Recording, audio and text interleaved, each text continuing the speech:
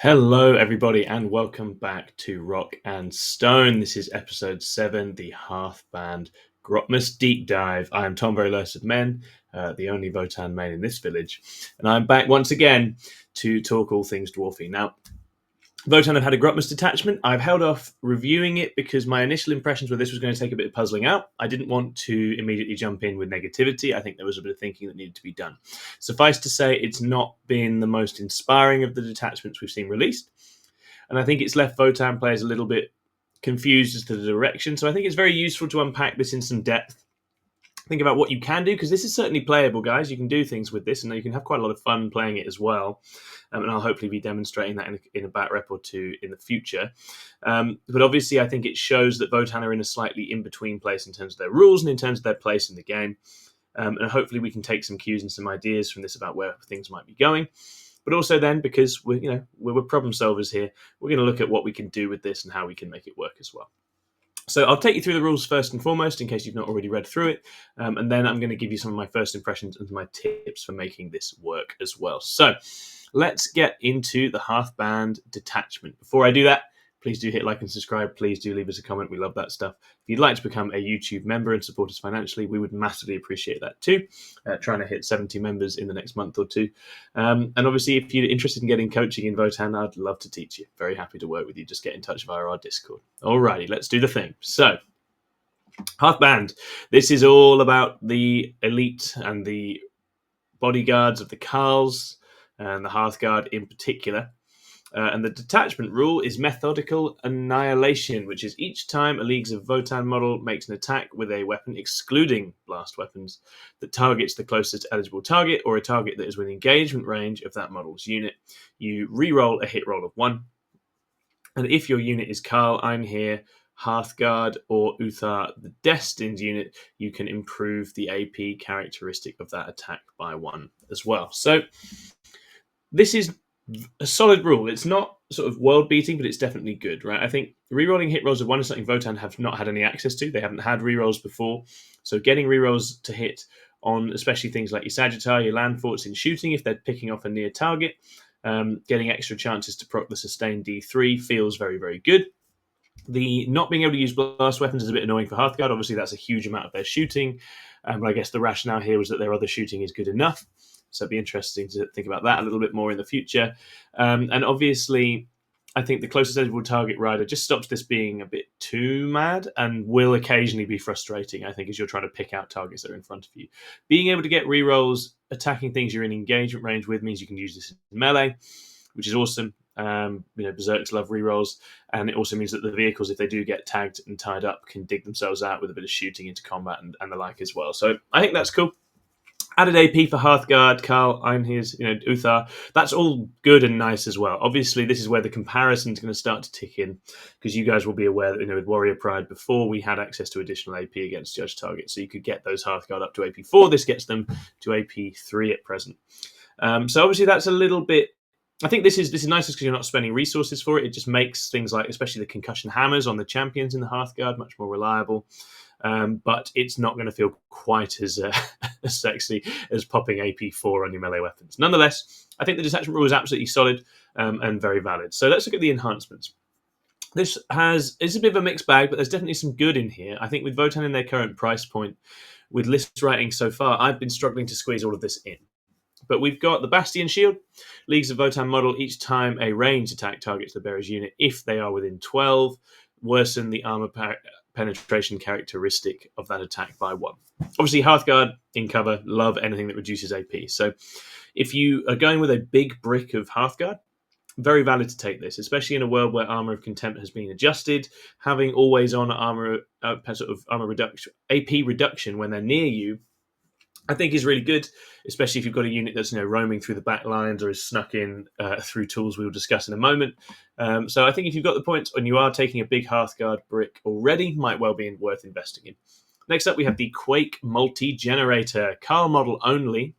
In your shooting phase, after the bearer's shot, select one enemy unit hit by those attacks, and they are then suppressed. While they are suppressed, each time they make an attack, subtract 1 from the hit roll. I think this is good. 15 points is quite a nice price point. I could definitely see myself taking this actually often more than the Bastion Shield, just because it's cheaper. if you've already got a Carl in a brick with lethal hits, might as well make whatever he's going to fight a little bit less effective at hitting you back. I think that's nice. Next up, we had the standout, the Iron Skein. So a rare clone skein that threads their bone structure and epidermis with metallic fibers, rendering them remarkably resilient to harm. I really like that. This gets you build a chonky boy. We like chonky boys in Votann. Why would we even be playing Votann if we weren't taking chonky boys? So the Leagues of Votann model adds 2 to the bearer's wound characteristic. You've got to put it on an Einherjar champion, right? Absolutely need to have it on a champion. I think that's very, very good to have. And I think ultimately you're going to want to both beef up his wounds and make him a very tough and useful candidate in the battle. I think it's very nice to have him deep striking in. So next up we have High Carl. This is another Carl model only restriction. Each time a model in the bearer's unit is destroyed by a melee attack, if it is not fought this phase, you roll 1d6. On a 4-up, do not remove it from play. The destroyed model can fight after the attacking unit has finished making its attacks and is then removed from play. So I think the primary issue with the Carl is that at the moment, Hearthguard are not that many attacks. And I'm not sure 4-up Fight on Death is worth 30 points. On that unit, I think you probably just try and play it to avoid getting it in the situation where it's getting totaled in melee anyway. That's certainly how I would be approaching it. So it's a mixed bag as far as the enhancement goes. I think you've got very straightforward, nice 10-point enhancement in the Iron Skein. I think you take that whenever you have the points over. And then all of the others feel situational. I think the Bastion Shield is definitely good if you have enough points for it. And I would probably end up taking the Quake Multi-Generator just because it feels like 25 points left over is more likely and more manageable. A couple of these being linked specifically to Carl it's okay. And obviously that's part of the theme of the detachment. There are tools you would take in here, and they are nice. I think, again, at the moment, 4-up Fight on Death doesn't feel like a huge bang for your buck on 2-attack Hearthguard. Maybe that will change in the future. It'd be interesting to see. So let's move it along to the stratagems. So first up, we have Brecknots. So these are micro shield generators worked into warrior, jewelry, or armor crests, triggering on command to provide short-lived boosted protection. This is a very good stratagem, guys. This is in your shooting phase or fight phase, or opponent's shooting phase or fight phase, just after the enemy has selected its targets. Carl, Uthar, or Einherjar Hearthguard unit, there's those sort of keyword units again for this detachment, gets to pop a 4-up invulnerable save. The value on this has gone up markedly because obviously Votann, like other factions, are now limited to 1 activation for Armor of Contempt. So a 4-up invuln is not bad at all, and this helps make Hearthguard chunky into those really dangerous targets, the things that can really hurt them and pick them up. I particularly like this if you've got an Einherjar champion or Uthar down the end of a unit with some melee damage. You want him to survive, making sure that the Hearthguard go that little bit further with the -1 to wound and the 4-up, tanking an awful lot of the damage coming in. I think that's really good. The fact you can use this in shooting or fight phase, again, excellent. Protecting your Hearthguard, very important. They are very expensive. They're going to do a lot of heavy lifting in this detachment. Next up, we have Sure of Purpose. So the single-minded advance of the kin rolls over, collapsing enemy lines, and exploits every fault and weakness, driving on towards the objective. This is just a great tool. Having played a lot of this in Biocyclic Brood Surge recently, this is just excellent. So this is a fight phase. 1 Leagues of Votann unit from your army that's not been selected to fight can make a pile-in or consolidation move of up to 6 instead of up to 3. This is excellent. This lets you just roll through screens where they existed and go and tag things behind them. It lets you make up extra ground to get onto objectives.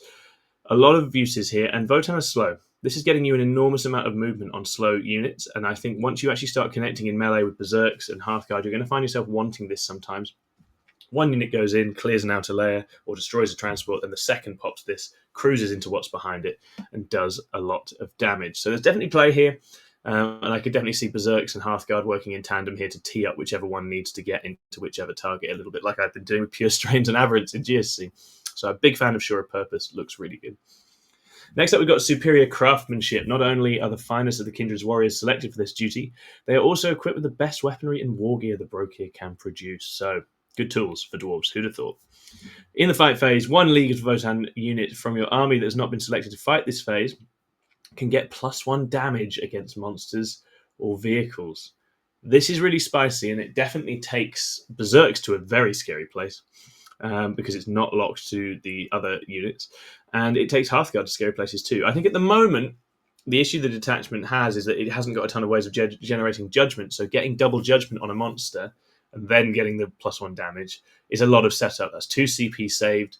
it's a lot of casualties already before you've arrived at that point. That would be my main concern with it, but it's going to feel very strong when you need it to just push through some damage. Again, Carl unit with lethal hits feels like a good candidate for this as well. Probably just as well that it's fight phase only. 2 CP is a lot. We'll have to see how much use, but I think in certain situations it will feel clutch. You've got 1 CP, Unyielding Aggression. Even should they be compelled to pull back momentarily, the warriors at the Hearthband maintain a punishing curtain of fire to erode the enemy further, rally swiftly, and drive back into the fight. So this is the same fallback, shoot, and declare a charge that we had in the previous detachment. But this is for a Leagues of Votann infantry model that falls back only. So the vehicles can't use it. I always found myself using this on vehicles first and foremost because the vehicles kept getting tagged. So it's a little bit less flexible, but it's still an amazing thing for a slow, tough army to have. You need to be able to adjust your positioning and get back into the fight. You will definitely end up using this. So, yep, certainly very, very good. Then we've got the wonderfully named Materialization Matrices, built to a superior standard using secrets imparted by the Votann. The teleporters employed by this Hearthband can stabilize rematerialization fields remarkably close to the foe. Who can guess what that's going to mean? You guessed it, it's a close deep strike. So reinforcement step, 1 Leagues of Votann army that's in reserves and has deep strike, and it can come in 6 away. Not eligible to charge, but actually on on a Hearthguard unit, that is still very, very scary, right? Hearthguard units absolutely chuck out shooting. Being able to come in 6 away means you're going to be right in there with all of your guns, absolutely laying on the damage. And with a big brick of Hearthguard in the sky, that means the opponent has to screen very carefully. And also helps you to get them closer to the front line. One of the issues I've found repeatedly with Hearthguard when using them from reserves is they get pushed out and screened out by the opponent, so they don't drop anywhere useful. This helps get them that little bit closer, makes the opponent have to screen even more of the board. So definitely a fan of this. For 1 CP, it's a lot of fun. And it combos quite nicely with the following, which is Fury of the Hearth. As though they unleash the raging flames of their kindred's hearth upon the enemy, the Einherjar all but drown their enemies in fire. Rude of them. In your shooting phase, 1 Einherjar Hearthguard unit from your army that's not been selected to shoot this phase can gain Rapid Fire 1 on its range weapons, excluding blast weapons. That's just going to net you a flat bunch of extra shots if you're in half range. It is particularly good on Plasma Hearthguard, which is a unit I absolutely love. I really enjoy running them with the Carl for the lethal hits. And in this detachment, with the buffs available, where you're going to be potentially getting extra AP, you're going to be rerolling ones to hit. You've got AP4 Plasma, potentially 2 shots a guy, coming in close and absolutely obliterating Marine-type profiles. I really, really like it. And I think this detachment probably helps you get a really good, chunky, sort of dangerous Plasma Hearthguard unit on the table feeling good, and that's certainly what I will intend to be doing with it. So there we are, guys. That's the Hearthband. I think there are a number of different dimensions to consider with this, and I'm not going to go into all of it today because my hope is to do a bat report very soon against Davey and test the Hearthband out, and we can get you some field data to actually see how this stuff looks in practice. But taking the screen share away a moment, I think my first impressions can be distilled thus. Hold on. There we go. I think in a lot of ways what we are seeing here is that there are probably going to be changes to Votann in the future direction of their codex. Particularly, there is a complete absence of judgment tokens in this detachment. No synergy with them whatsoever, which in the short term is going to be a problem because that is how you get your efficient shooting and wounding. But in the medium to long term, probably means judgment is changing or disappearing. So the lack of synergy here is going to be a slight issue in the short term, but my assumption is that it must surely mean judgment is changing radically in the future, because I don't see how it can work any other way. In the short term, what you have got is some very powerful combat tools, and a couple of really good delivery mechanisms in the deep strike and the rapid fire as well. So I think there are a lot of really fun things in here and some stuff that actually feel very good on the table in certain situations. What it's going to cost you is the current, I guess, character of Votann in some ways, which is that Votann in recent times have essentially been a mech skew that is by definition anti-skew themselves, right? Because you have 4 targets plus 1 to hit and wound on the table already, Votann are very well poised to simply hoover up tough targets and hard to kill armies. And that's been their function. That's why I played them in the Necron era of yesteryear. That's been their function for about a year now.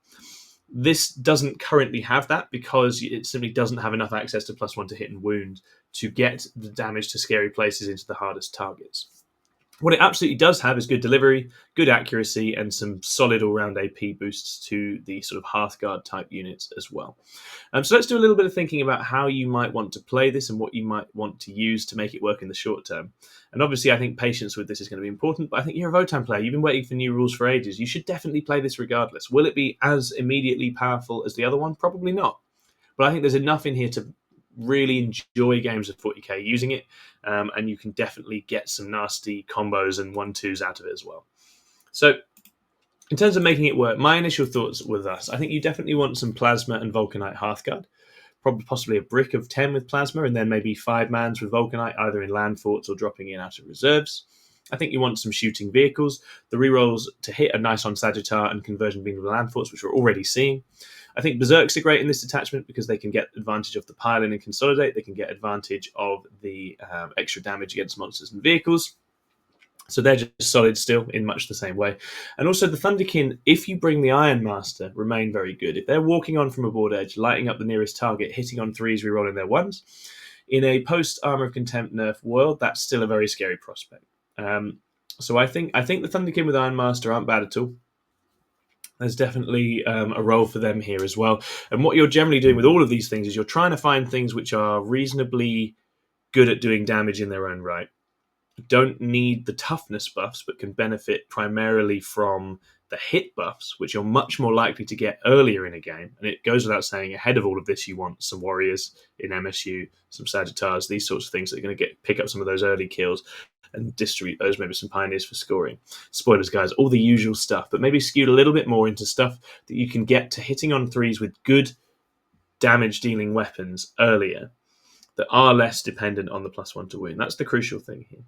If you can build those units in, I think you can be in quite a good spot. And then obviously you have the 6-inch Deep Strike, which allows you to work the Hearthguard into the game.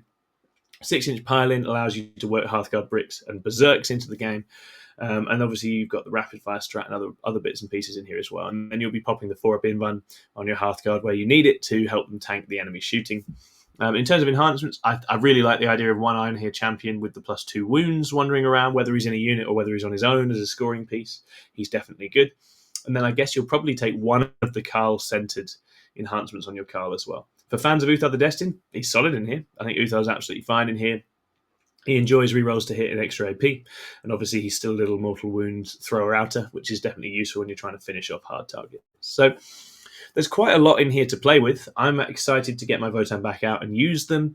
I think the main issue for Votann currently is just the extent of the range and just having a limited set of models and tools to work with. So the lists won't feel radically different, just a slight repurposing and slight reordering to make it work a little bit more effectively with the combinations and the tools that you have available here.